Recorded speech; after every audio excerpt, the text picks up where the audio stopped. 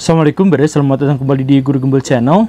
Apa yang akan terjadi seandainya Papua lepas dari Indonesia? Atau sebenarnya pertanyaan yang lebih awal adalah kenapa pula Papua harus lepas dari Indonesia? Untuk pertanyaan yang kedua barusan itu sebenarnya sudah kita bahas di episode yang lampau, dan di episode ini kita akan fokus pada pertanyaan hipotetis dan bersifat konkret dan hanya dari sisi Papua saja, yaitu seandainya Papua lepas dari Indonesia, apa yang akan terjadi? Simak videonya sampai tuntas. Yuk kita mulai.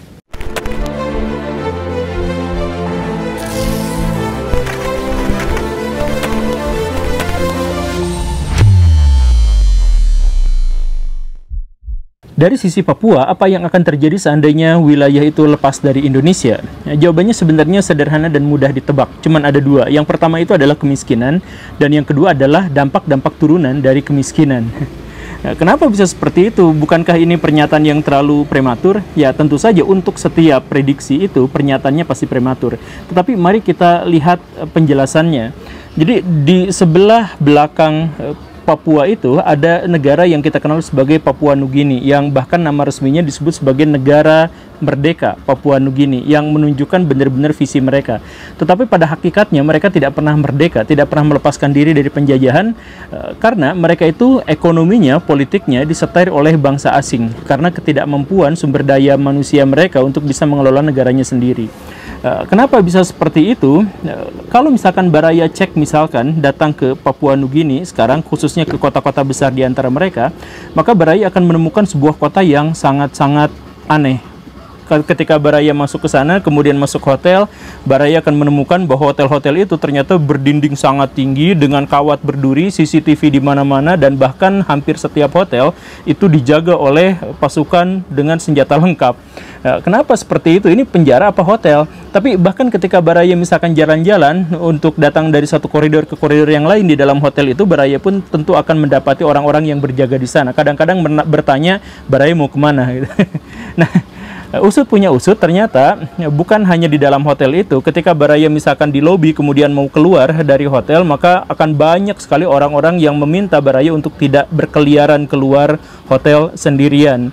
Kalau bisa naik mobil, tapi jangan sama sekali berjalan kaki atau naik motor. Alasannya adalah tingkat keamanan di sana benar-benar sangat rendah. Jadi jangankan jalan kaki, kalau Baraya naik mobil di tengah jalan sangat mungkin Baraya dihentikan, kemudian dipecahkan kacanya, kemudian Baraya ditodong oleh senjata api atau senjata tajam. Karena kriminalitas di sana itu masuk dalam fase yang disebut oleh PBB sebagai fase yang sangat kritis. Dan Al Jazeera sampai menyebut sebagai kota paling berbahaya di seluruh dunia untuk Port Moresby, ibu kota Papua Nugini. Begitu. Nah, kenapa juga bisa seperti itu? Kenapa kriminalitasnya begitu tinggi? Salah satu penyebabnya itu adalah karena kemiskinan. Di sana itu 60% warga di kota-kota besar di Papua Nugini itu tidak bekerja. Tetapi di sisi lain, Papua Nugini juga memiliki gedung-gedung yang sangat tinggi untuk ukuran kawasan di Pasifik. Nah, gedung-gedung yang tinggi dan perusahaan-perusahaan yang besar di Papua Nugini itu dimiliki hanya oleh dua kelompok manusia. Yang pertama itu adalah politisi, dalam hal ini yang memegang pemerintahan, dan yang kedua adalah orang-orang asing. Kalau misalkan Baraya ngecek misalkan apa perusahaan terbesar di Papua Nugini, yang pertama adalah milik pemerintah, dan yang kedua itu adalah milik orang-orang bule. Inilah alasan kenapa orang-orang Papua Nugini itu sangat curiga terhadap orang-orang asing, karena mereka menganggap bahwa orang-orang asing itu adalah orang-orang yang mengambil harta kekayaan mereka. Seperti yang saya disampaikan sebelumnya, bahwa orang-orang di sana itu kekuatan ekonominya dipegang sama orang-orang asing, sedangkan orang-orang Melanesian, orang-orang sana itu tidak memiliki pekerjaan yang memadai. Begitu kan. Kita juga sering baca dalam cerita-cerita sosiologi atau antropologi bahwa kemiskinan itu tidak serta-merta menyebabkan kriminalitas. Kemiskinan itu benar-benar menjadi awal mula dari kriminalitas ketika kemiskinan itu dibarengi dengan kesenjangan sosial atau kesenjangan ekonomi. Jadi kalau Baraya tinggal di satu kampung dan semua orang di kampung itu miskin semua, mungkin kriminalitas di sana tidak terlalu besar. Tetapi kalau ada dalam satu kampung di mana satu kelompok orang terlalu kaya dan kelompok yang lain miskin, maka disitulah terjadi kriminalitas. Dan Papua Nugini mendapati kedua hal itu sekaligus, kemiskinan dan kesenjangan ekonomi. Dan kenapa harus dikomparasikan dengan Papua Barat yang berhubungan dengan Indonesia? Ya, karena gini Baraya, saya ingin menarik cerita ini jauh ke belakang dari sudut pandang antropologi dan sejarah. Begini Baraya, sebuah peradaban itu muncul dari tahapan-tahapan yang pasti yang terjadi pada masyarakat di suatu tempat tertentu. Jadi, awal mulanya itu adalah masyarakat-masyarakat kecil berkumpul dalam satu tempat yang cukup luas. Dan mereka berinteraksi dalam waktu yang sangat lama di situ, antar generasi. Kenapa mereka harus berkumpul di satu tempat itu? Bisa karena banyak hal. Mungkin pada umumnya itu gara-gara mereka punya sumber mata pencaharian yang sama, misalkan lahan pertanian. Tapi ada juga beberapa di antaranya yang bersatu atau berkumpul gara-gara ada tempat sakral tertentu di situ yang mereka puja. Nah, setelah mereka berkumpul dan mereka terdiri atas banyak sekali keluarga, banyak klan, mereka kemudian berinteraksi satu sama lain dan menciptakan bahasa yang disepakati bersama. Maka muncullah kebudayaan itu di sini. Ketika mereka sudah berbahasa kompak dengan bahasa yang lain, dengan orang-orang yang lain. Setelah mereka berbahasa, maka mereka akan menciptakan hierarki politik tertentu. Mereka bikin kerajaan, kemudian sistem sosial politik dan sebagainya, dan sistem kekerabatan mereka kemudian disahkan dalam sistem politik itu. Dan setelah itu, maka kemudian mereka menciptakan ilmu pengetahuan bersama, menciptakan sistem seni bersama, menciptakan sistem mata pencaharian bersama, dan sistem teknologi bersama dan sebagainya. Setelah itu jadilah mereka sebagai masyarakat yang berbudaya. Begitu. Nah, masyarakat yang berbudaya ini sebenarnya sudah sangat kompleks, sudah sangat maju dan sebagainya. Tetapi mereka belum, untuk sebagian antropolog dinyatakan belum mencapai bentuk akhir peradaban. Kenapa seperti itu? Karena bentuk akhir peradaban itu adalah ketika sekelompok besar masyarakat itu atau manusia itu bertemu dan berinteraksi serta bersatu dengan kelompok masyarakat yang lain sehingga memunculkan masyarakat kosmopolitan. Begitu. Jadi misal gini, kebudayaan Mesir kuno itu sebenarnya belum menjadi sebuah peradaban sampai akhirnya disatukan oleh Menes. Mesir Hulu dan Mesir Hilir itu disatukan menjadi kekaisaran atau kerajaan Mesir bersatu, begitu. Atau misalkan kebudayaan India itu pada akhirnya memunculkan sebuah peradaban India atau peradaban Sungai Indus adalah ketika para pendatang dari orang-orang Arya itu masuk ke India dan kemudian berinteraksi dan melebur dengan orang-orang Dravida. Begitu teori lamanya. Atau misalkan orang-orang Mesopotamia adalah menjadi sebuah peradaban ketika orang-orang Sumer masuk ke sebelah selatan kemudian menaklukkan bangsa-bangsa yang ada di sana dan kemudian membangun ilmu pengetahuan bersama dan lain sebagainya. Jadi prinsipnya adalah sebuah peradaban itu adalah puncak dari kebudayaan di mana banyak sekali kebudayaan-kebudayaan bersatu dan melebur menjadi sesuatu yang jauh lebih besar. Maka disebut sebagai peradaban. Begitu. Nah, apa hubungannya dengan Papua? Sebentar dulu. Nah, peradaban itu kemudian memuncak di era modern dengan kemunculan peradaban modern. Kapan peradaban modern bermula? Adalah ketika kerajaan-kerajaan atau bangsa-bangsa atau masyarakat-masyarakat berbudaya di seluruh dunia itu kemudian ilmunya diambilin dan kemudian diakumulasi oleh orang-orang Eropa dalam zaman penjelajahan samudra. Kan setelah zaman penjelajahan samudra, orang-orang Eropa menjelajah ke seluruh dunia, mengambil sumber daya dan ilmu pengetahuan, dan ada odong-odong di bawah. Nah, setelah mereka semuanya bersatu, ilmu pengetahuannya bersatu di Eropa, kemudian Eropa masuk zaman pencerahan, masuk zaman revolusi industri, kemudian revolusi lagi, dan akhirnya Perang Dunia Kedua itu terjadi. Nah, puncak dari peradaban modern adalah ketika bangsa-bangsa di seluruh dunia akhirnya dimodernkan, karena peradabannya disatu-satukan dari seluruh dunia di Eropa, kemudian di Eropa di ke seluruh dunia kan seperti itu. Nah, masyarakat yang tinggal di Pulau Papua di sisi lain itu tidak memiliki tahapan-tahapan yang seperti itu. Kenapa begitu? Karena faktor geografis, secara khususnya adalah karena faktor geografis. Yang pertama itu adalah karena tanah mereka itu sangat subur di Papua itu. Sedemikian subur sampai masyarakat-masyarakat yang ada di sana tidak memiliki dorongan untuk keluar, untuk menjelajah dunia luar karena mereka sudah dicukupi pangannya oleh alam yang ada di sana. Itu yang pertama. Kemudian yang kedua adalah selain subur, relief tanah Papua itu sangat curam, sangat ekstrim sehingga udah mereka orang-orang tidak memiliki motif keluar gara-gara konsumsi mereka itu memadai, dihidupi oleh alam, mereka juga dihalangi oleh bentang-bentang alam yang sangat luar biasa itu.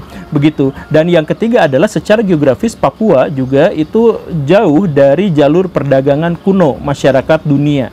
Begitu. Jadi kan kalau Nusantara bagian barat itu karena ada jalur India dan Cina, di situ ada jalur sutra yang seluruh bangsa ada di situ.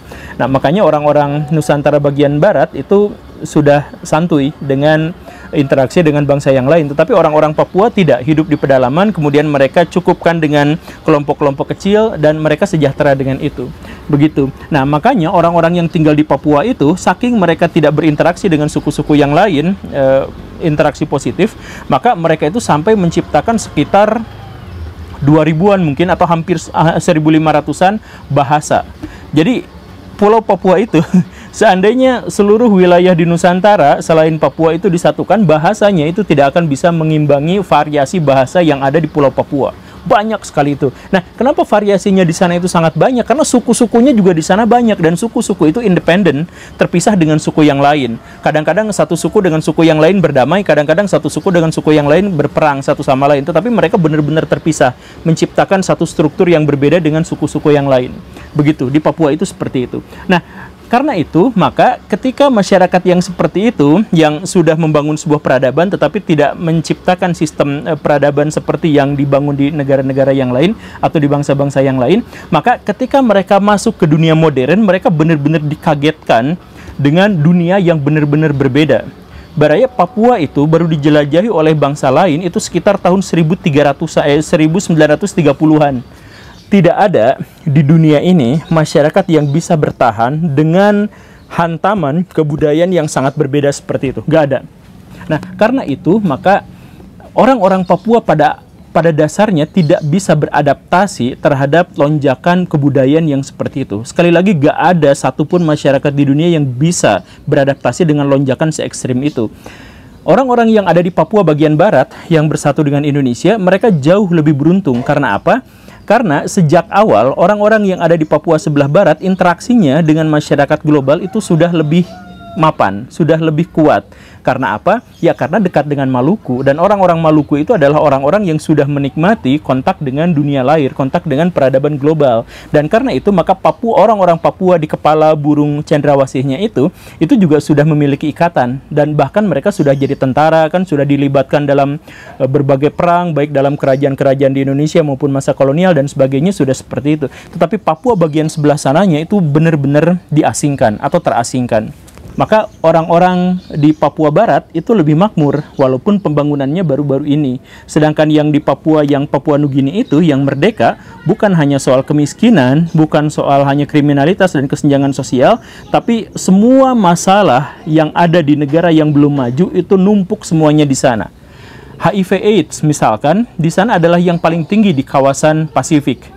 Kenapa seperti itu? Karena ketika masyarakat yang tidak kenal seks bebas kemudian dipertemukan dengan masyarakat yang seks bebas, maka akhirnya di sana itu benar-benar kacau. 55% perempuan di Papua Nugini itu menyatakan siap sedia kalau mereka harus menukar layanan seksual mereka dengan uang.